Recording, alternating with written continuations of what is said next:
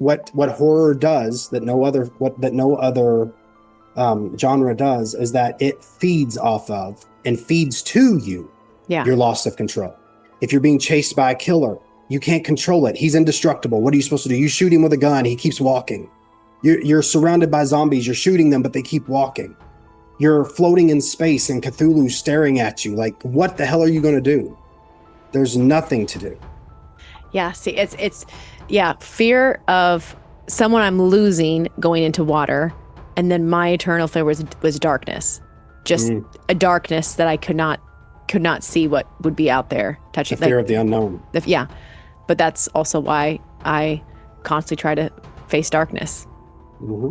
That's what you should do. We should face our fears, because if we don't, they will conquer us and control us for the rest of our lives. But this is so it's so fascinating to hear that the two, I mean, I can't keep going.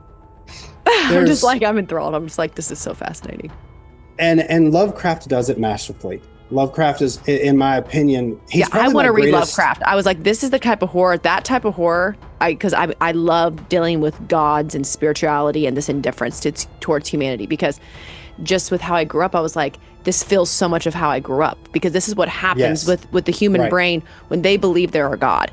Like how I grew up was so close to this concept of we are gods and we have power over humanity to remove salvation and give it back as if it doesn't matter. And that in itself, that indifference to humanity, the ego of going, I have the power to remove and give as a human, to me is the most horrifying concept of where the human brain can go. And so to hear this these deities in a sense, or what if God is that? I mean, that is right. I would love that kind of horror. That I'm like, okay,